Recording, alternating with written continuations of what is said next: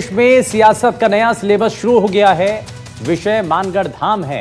विषय के नेता सरकार पर चौथी क्लास की किताब से इतिहास मिटाने के साथ साथ आदिवासियों के शौर्य के साथ साजिश रचने का आरोप लगा रहे हैं।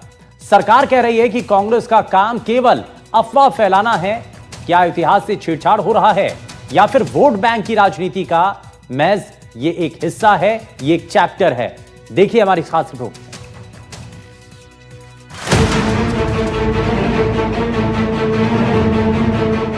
मरुधरा में छिड़ी मानगढ़ पर महाभारत, सरकार पर सिलेबस हटाने का आरोप।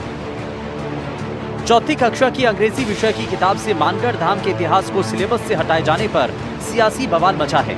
विपक्ष एक के बाद एक आरोप लगा रहा है कि सरकार आदिवासियों के गौरव और बलिदान को मिटा रही है। सोशल मीडिया एक्स पर पोस्ट करते हुए पूर्व सीएम अशोक गहलोत लिखते हैं कि जब से बीजेपी सरकार आई है तब से आदिवासियों के योगदान को हर जगह कमतर दिखाने का प्रयास करती रही है। आदिवासी अस्मिता को लेकर बीजेपी की तुच्छ मानसिकता का ये परिचायक है कि चौथी कक्षा की किताब से मानगढ़ धाम के इतिहास को हटाने का काम किया है। बीजेपी को आदिवासी समाज से अपने इस कृत्य के लिए माफी मांगनी चाहिए और आदिवासी समाज की वीरांगनाओं और मानगढ़ धाम के इतिहास को पुनः अविलंब सिलेबस से जोड़ना चाहिए।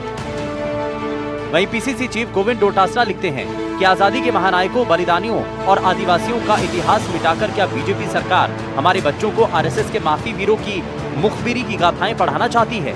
आरएसएस बीजेपी के लोग आदिवासियों और दलित पिछड़ों के संघर्ष से इतने खौफजदा हैं कि सत्ता में आते ही इनके योगदान और समर्पण की वीर गाथाओं को इतिहास से मिटाने लगते हैं। शर्म आनी चाहिए ऐसी सरकार को जो अपने अतीत को मिटाने पर तुली है। वहीं सरकार की तरफ से शिक्षा मंत्री मदन दिलावर का कहना है कि इतिहास को खत्म करने का कोई सवाल ही नहीं, किसी भी किताब में कोई बदलाव नहीं किया गया और कांग्रेस केवल अफवाह फैला रही है। कांग्रेस की मंशा यही है कि महापुरुषों को विस्तृत रूप से नहीं पढ़ाना चाहिए, पूरी जानकारी नहीं देना चाहिए, क्योंकि उससे कांग्रेस की जो नीति उसकी पोल खुलती है। मानगढ़ धाम सिलेबस से हटेगा या नहीं और सरकार इस पर क्या सोच रही है ये तो वक्त बताएगा, लेकिन फिलहाल इस पर सियासी महाभारत चरम पर है। Bureau report, NDTV Rajasthan. तो रिपोर्ट तो आपने देख ली है, इससे बहुत हद तक आपको अंदाजा लग चुका होगा, लेकिन मानगढ़ धाम पर यह विवाद कैसे छिड़ा है जरा वो आपको ग्राफिक्स के जरिए बताते हैं। तो मानगढ़ धाम पर यह जो विवाद बना हुआ है और सियासी संग्राम इस पर छिड़ा हुआ है, जरा उसके बारे में आपको बताते हैं। दरअसल मानगढ़ धाम पर कांग्रेस के कुछ गंभीर आरोप हैं। मानगढ़ धाम को लेकर बीजेपी सरकार पर आरोप लगाए हैं। कांग्रेस ने बीजेपी सरकार पर आरोप लगाए हैं और किताबों से मानगढ़ धाम का पाठ हटाने की बात कही है, यानी कि कांग्रेस का यह बड़ा आरोप है सरकार के ऊपर।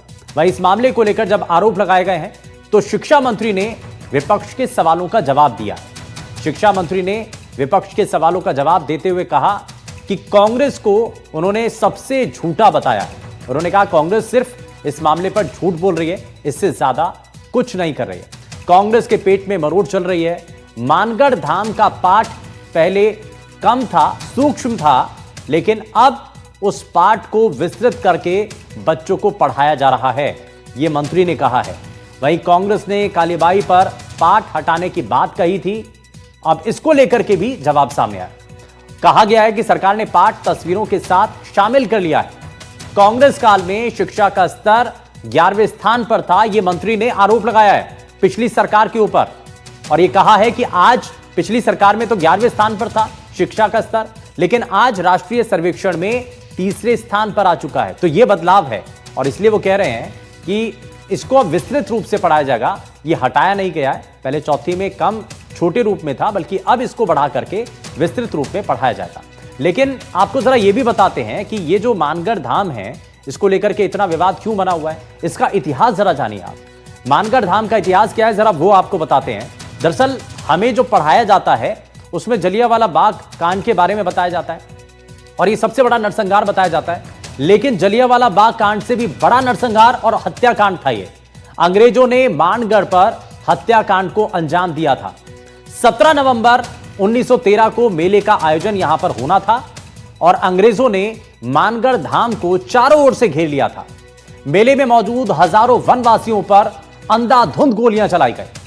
हमले में 1500 से ज्यादा वनवासी शहीद हो गए। ये तो आप सरकारी आंकड़ा है, बल्कि कहा जाता है बहुत सारे जो लोग हैं वो ये बताते हैं कि इससे कहीं ज्यादा इस दौरान हत्याकांड हुआ, बड़ी संख्या में लोगों को मार दिया गया।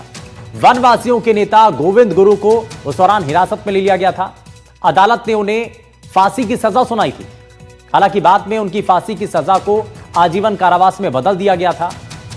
सजा काटने के बाद गोविंद गुरु 1923 में बाहर आ गए, जेल से रिहा हो गए। भील सेवा सदन के माध्यम से वो लोक सेवा के काम में लगे रहे और एक लंबा समय उन्होंने आम लोगों के उत्थान के लिए ही लगा दिया।